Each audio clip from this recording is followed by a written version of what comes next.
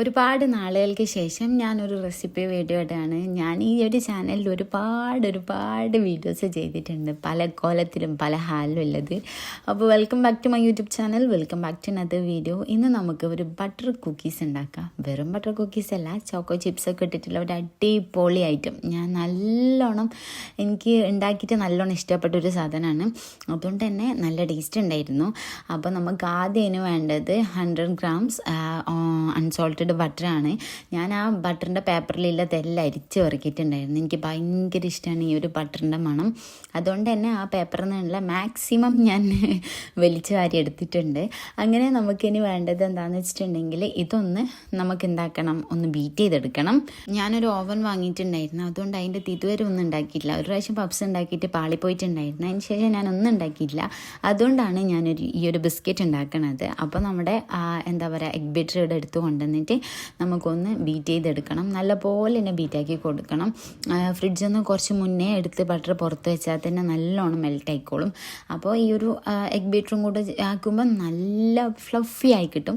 ഇനി നമുക്ക് ഇതിൻ്റെ അകത്തേക്ക് കുറച്ച് പഞ്ചസാര ഇട്ട് കൊടുക്കണം. എല്ലാം ഇങ്ങനെ ബേക്കിംഗ് സോഡ, ബേക്കിംഗ് പൗഡർ അതൊന്നും ഞാൻ ഇട്ട് കൊടുത്തിട്ടുണ്ടായിട്ടില്ല. ഞാൻ ആകെ എന്താ പറയുക, ബട്ടർ, വാനില എസൻസ്, പഞ്ചസാര, അതുപോലെ തന്നെ മൈദ, ഇതാണ് പിന്നെ ഞാൻ ഉണ്ടാക്കാൻ വേണ്ടി എടുത്തത്. പിന്നെ ഒരു അലങ്കാരപ്പണിക്ക് വേണ്ടിയിട്ട് ചോക്കോ ചിപ്സ് ഇട്ടിട്ടുണ്ടായിരുന്നു. നല്ല ടേസ്റ്റ് ഉണ്ടായിരുന്നു. ശരിക്കും പറഞ്ഞാൽ ആ ചോക്കോ ചിപ്സ് ഇട്ടത് നല്ലതായിരുന്നു. കാരണം ചോക്കോ ചിപ്സ് ഇട്ട സമയത്ത് കടിക്കുമ്പോൾ നല്ല ടേസ്റ്റ് ഉണ്ടായിരുന്നു.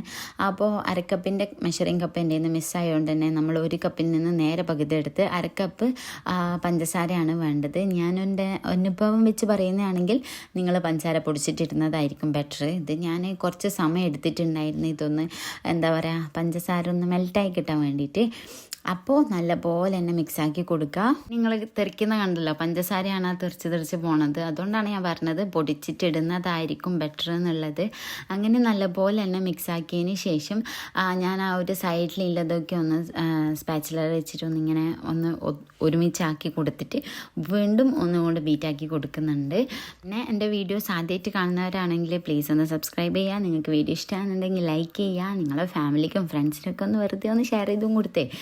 അപ്പോൾ എന്താ പറയുക, ഞാനിങ്ങനെ ഒരു ചലഞ്ചായിട്ട് ഇങ്ങനെ മുന്നോട്ട് പോകണം. ഞാൻ ഇപ്പോൾ ഡെയിലി ഓരോ വീഡിയോസ് ഇടുന്നുണ്ട്. ഞാൻ എൻ്റെ കെട്ടിയവനും കൂടെ വെറുതെ ഒരു ഫ്ലോയിൽ ഞാനൊരു ബെറ്റ് വെച്ചിട്ടുണ്ടായിരുന്നു. ആ ഒരു ലെവലിലേക്ക് എത്തുമെന്നുള്ള കാര്യം എനിക്കറിയില്ല കേട്ടോ.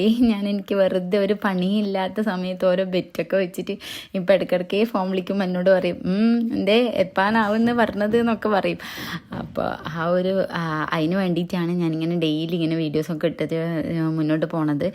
അപ്പോൾ നിങ്ങൾക്ക് വീഡിയോ ഇഷ്ടമാണെന്നുണ്ടെങ്കിൽ ലൈക്ക് ചെയ്യുക. അതുപോലെ തന്നെ നിങ്ങളുടെ അഭിപ്രായങ്ങളൊക്കെ കമൻറ്റ് ചെയ്യുക. അപ്പോൾ ഞാൻ നല്ലപോലെ തന്നെ ബീറ്റ് ചെയ്തെടുത്തിട്ടുണ്ട്.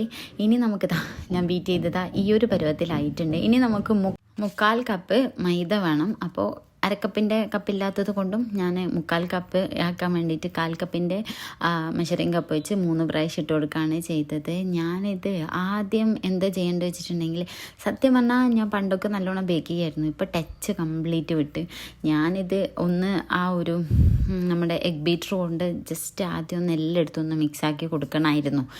ഞാൻ എന്താക്കിയെന്ന് വെച്ചിട്ടുണ്ടെങ്കിൽ അത് എഗ് ബീറ്റർ ആദ്യം ഓണാക്കി വെച്ച് അപ്പോൾ ഫുള്ള് കംപ്ലീറ്റ് അങ്ങോട്ടും ഇങ്ങോട്ടൊക്കെ തെറിച്ച് പോകുന്നുണ്ട്.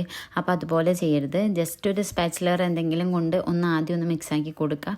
സ്പാച്ചുലർ മതി ശരിക്കും പറഞ്ഞാൽ. പിന്നെ എഗ് ബീറ്റർ ഒരു ലെവലല്ലേ. ഇപ്പം ഞാനിതാ ഫുള്ള് അങ്ങോട്ടും ഇങ്ങോട്ടൊക്കെ തെറിച്ചാകെ കൊളാകുന്നുണ്ട്.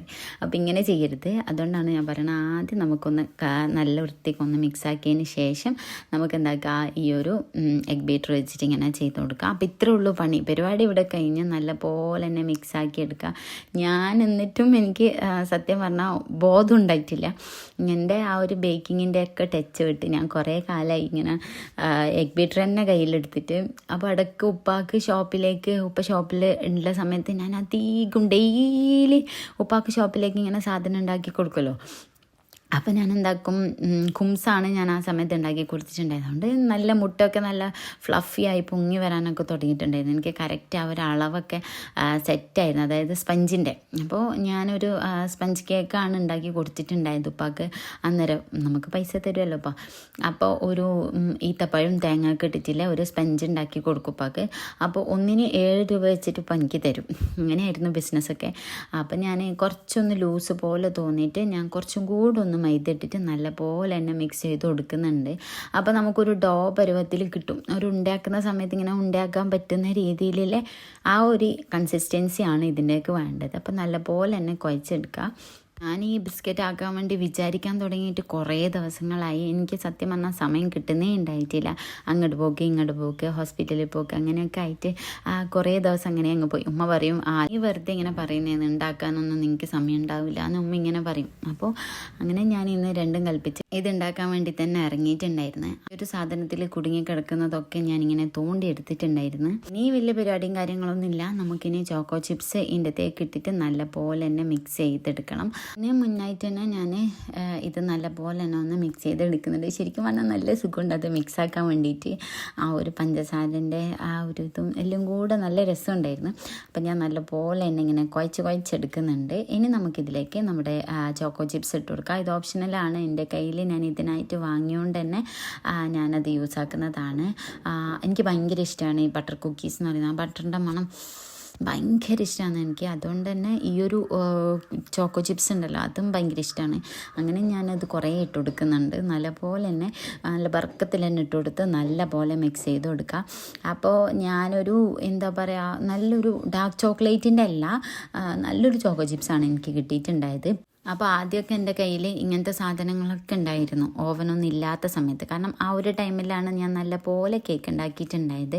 ഇപ്പോൾ ഓവനൊക്കെ കിട്ടുമ്പോഴത്തേക്ക് എന്താ പറയുക ആക്കാൻ കേക്ക് ഉണ്ടാക്കണമെന്ന് കുട്ടികളിങ്ങനെ പറയും, ഉമ്മ കേക്ക് ഉണ്ടാക്കി തന്നൂടെ എന്ന് പറയുമ്പോൾ.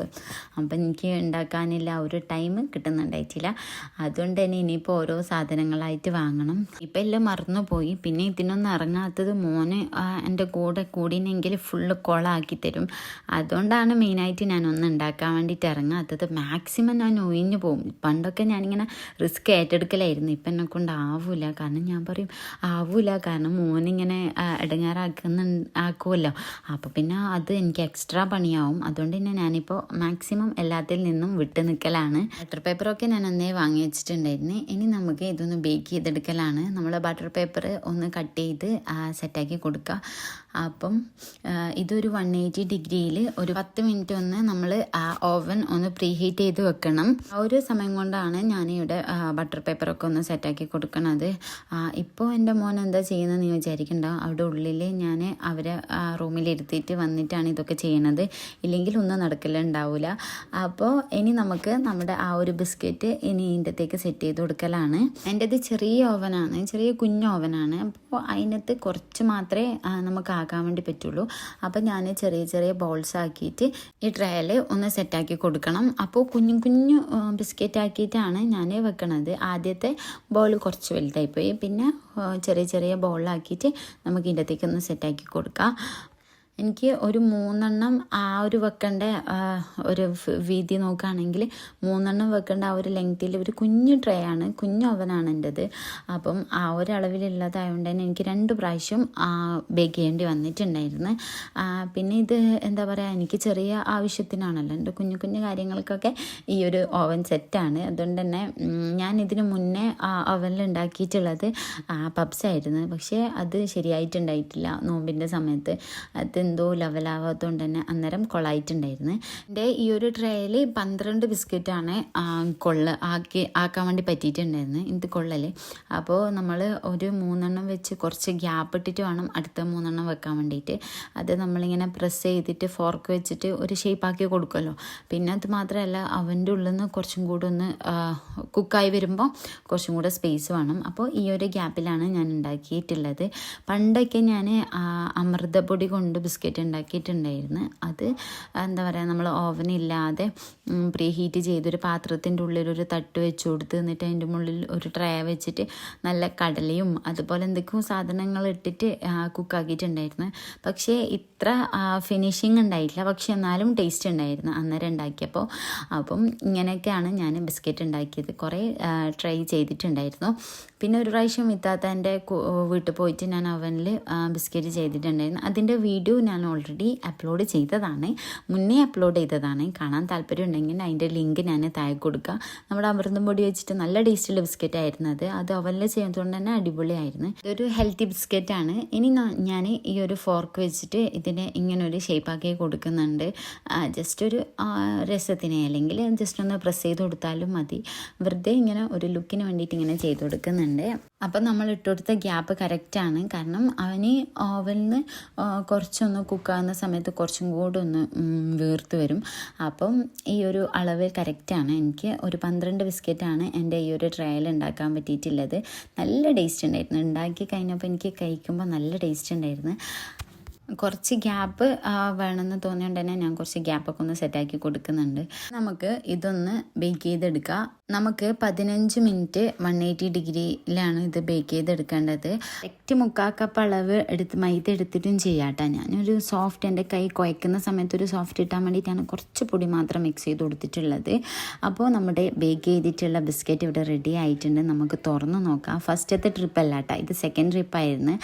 അപ്പം നല്ല സോഫ്റ്റ് ആയിട്ടുള്ള ബിസ്ക്കറ്റ് ഉണ്ടായിരുന്നു. നല്ല എന്താ പറയുക, നല്ല ബട്ടർ ഇങ്ങനെ മണക്കുന്ന ഒരു അടിപൊളി ബിസ്ക്കറ്റാണിത്. എല്ലാവരും ട്രൈ ചെയ്ത് നോക്കണമെന്ന് ഞാൻ പറയും. നിങ്ങൾക്ക് എന്തായാലും ഇഷ്ടമാവും. അപ്പം ഞാനിതൊരു ട്രേന്ന് എന്താ പറയുക നമ്മുടെ പാത്രത്തിലേക്ക് മാറ്റുന്നുണ്ട്. കുറച്ച് സമയം ചൂട് പോകാൻ വേണ്ടി വെക്കണം കേട്ടോ. കാരണം വെച്ചാൽ ആദ്യം തൊടുമ്പോൾ നല്ല സോഫ്റ്റ് ആയിരിക്കും, പിന്നെ അത് എന്താ പറയുക അടിപൊളിയായിട്ട് കിട്ടൽ, നല്ല ഹാർഡായിട്ട് കിട്ടൽ. അപ്പോൾ ഫസ്റ്റ് തന്നെ ഞാൻ കഴിച്ചപ്പോൾ ഇങ്ങനെ മെൽട്ടാകുന്നു, വായിലിട്ടപ്പോൾ അത്രയും ടേസ്റ്റ് ഉണ്ടായിരുന്നു. അപ്പോൾ നമുക്ക് ഓരോന്നായിട്ട് എടുത്ത് വെക്കാം. നിങ്ങൾക്ക് ഈ വീഡിയോ ഇഷ്ടമായിട്ടുണ്ടെങ്കിൽ എന്തായാലും ലൈക്ക് ചെയ്യണം, നിങ്ങളുടെ അഭിപ്രായങ്ങളൊക്കെ കമൻറ്റ് ചെയ്യണം. അപ്പോൾ ഇൻഷാ അല്ലാഹ് അടുത്തൊരു വീഡിയോ ആയിട്ട് വരാം. എല്ലാവർക്കും നല്ലോണം ഇഷ്ടമായിട്ടുണ്ട്. അപ്പോൾ നെക്സ്റ്റ് വീഡിയോയിൽ കാണാം.